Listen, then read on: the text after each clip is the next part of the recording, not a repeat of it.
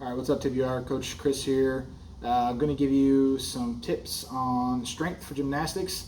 We're going to look at like a baseline, like example would be a pull-up, not being able to do any, to accomplishing 3 to 5. Same thing with a push-up, and then how that can relate, connect into doing muscle-ups later on. So if we look at the pull-up ability, current ability of anybody not being able to do any. Some movements we want to look at: hollow holds, so core. Really any core work, because we have to be able to stabilize ourselves on the barbell. On the bar. One thing I don't have on here are just dead hangs, or in that C position hang, which obviously if you want to do a lot of pull-ups on a bar, you've got to be able to hold on to the bar, so that's always good to build that grip strength. Inverted rows, so hanging underneath the barbell and doing a row. Okay, so now we're looking at building time under tension and volume, trying to build the muscle and the strength to do the pull-up. Ring rows, a progression up from inverted rows, I'd say approach that the exact same way. Jumping negatives are great. Once we've got some strength built up, we can get on the bar, start doing some jumping. So we're going to jump, hold chin over bar, and ride down as slow as possible. Hold that chin over that bar as long as you can, and then slowly ride down. And then I have isometric hold, so anything where you're holding your own body weight in a position. So jumping negative would be a good example of that. Jump, hold, we're controlling our own body weight down. So how to structure these. If you're looking at someone who's starting at a baseline, we want to start with just trying to build some volume over reps and sets with plenty of rest in between, right? So we're trying to build the strength piece before we start building on the movement piece. This is the same approach that we go to when we talk about progressing from strict pull-ups to kipping pull-ups. We want to have the strength base with a strict pull-up before we start swinging on the bar, right? The other thing here, we're doing core all the time, right? Our core is going to help us not just in pull-ups, but in anything we do. So we're building time under tension with our core movements, whether that's planks, hollow holds are great, Supermans are great. And then you can eventually progress this into, I'd say, once you're in like a jumping negative pull-up, you can start working on EMOMs, but maybe 5 minutes, 3 minutes, 4 minutes, 5 minutes of maybe 3 to 5 reps, okay? Which the EMOM is easily progressible. You can either add a minute, you can add reps to that minute to make it more difficult and keep progressing that movement. So I'd say do this, keep progressing. Don't always do the same amount of reps. If you feel like you're getting to a lot of reps, you can always try to make it a little more difficult. In the ring row, if we've got our legs tucked underneath us, try walking those feet out, make it a little bit more difficult. And you can do the same thing with the inverted row. The hollow hold, we've done it plenty at TWR. Add a plate, hold a plate in your hands while you're in that hollow hold, so you're not doing a hollow hold for a minute, minute 20, whatever. You can go back, reduce the time, but you're adding another factor of weight. So I hope that makes some sense here. I would say we're looking at EMOMs being just kind of towards the end of this progression. We get down here, ability of 1 to 3 strict pull-ups, okay, and this is consecutive, right? This isn't 1 drop down, 2 drop down. This is consecutive, okay? We can continue building on that volume of the pull-ups with EMOMs. So keep doing the core in every phase. But what we're looking at here is EMOM structures where we're doing 3 to 5 strict pull-ups a minute. Now that doesn't have to be 1, 2, 3, 4, 5 without coming off the bar. Maybe you get 2 or 3, come off the bar, get 2 more. Keep it simple. Start with 2 or 3. See how you do over 5 minutes. Either add reps or add minutes to that. Okay. The big thing here that I think a lot of people miss is weight training. To build the strength, you can build that movement, right? We're working on the movement by doing the pull-up, positioning on the bar, holding that good body position the whole way through. But what people miss is actual strength training.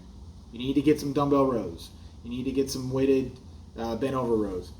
All of those things are going to help you overall. And don't just focus on the dumbbell row, the inverted, or the bent over rows. Anything, dumbbell flies, kind of those traditional bodybuilding movements that we don't like in CrossFit very much. All of those are going to be extremely helpful when it comes to adding volume to your pull-ups and having the ability to maintain and hold a proper position in the pull-up the entire time you're doing it, which is going to progress later into when we get into kipping pull-ups.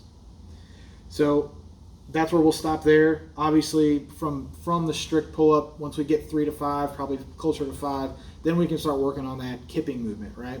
Beyond that, we've got the butterfly. And then we're looking to get into the bar muscle-up arena. So the reason why I picked the pull-up and the push-up is they kind of go together, right? So the next one is the push-up. Again, we're looking at the ability of 0. This one, you can really look at isometric holds, starting with planks from the elbows and then up to a front-leaning rest plank hold.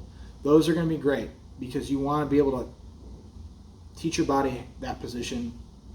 Once you can maintain that position in a hold for a minute and a half, then you're in a good place to really start working on adding volume to your strict push-ups. So here, again, elbow planks. We do push-ups from the knees all the time, so this is a great place for that, to start working on those reps and sets, and again, building volume in just that pushing motion, right?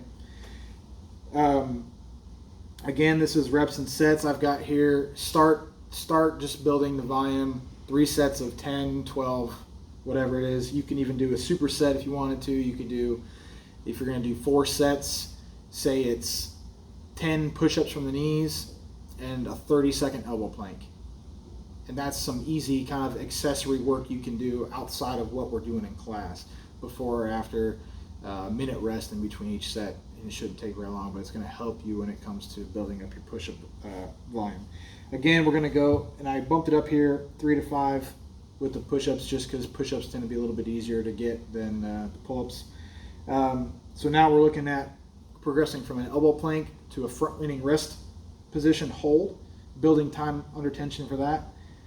And now we're going to look at trying to attempt some strict push-ups. So in that good front-leaning rest position, and then lowering and raising all the way, chest to ground, and then extending the elbows all the way out.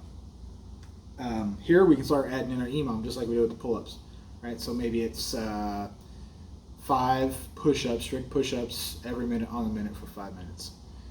See how it feels. This one you'd want to try to get, I think, all 5 unbroken, but if you can't, perfectly fine, right? Do 3, take a quick second or 2, do 2, and then just do that over the course of the EMOM.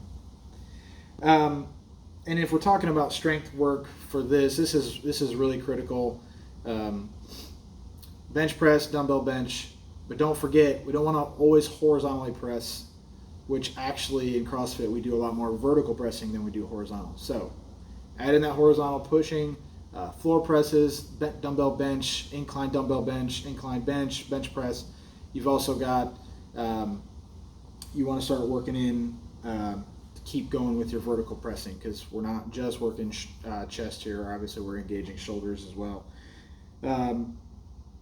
And we can look to, at the end of this phase, once we've built our volume of push-ups up, we can start looking at dips, right? So strict dips, so meaning not on the rings. We can do a dip, position hold at the top, right? So we're just going to get comfortable holding ourselves at the top for X amount of time. So treat this just like you would with core work. Start with 20 seconds, see if you can hold yourself up, okay, and then build on that.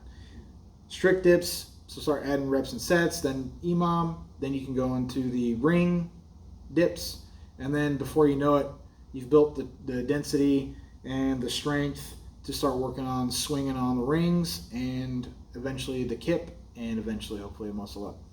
So I just picked 2 here because they directly progress into muscle ups, which is like the coveted thing in CrossFit. So I hope this helps. This is not all encompassing. There's a lot more that we can do here or add into this, and it really depends on the person and where their current skill level is at.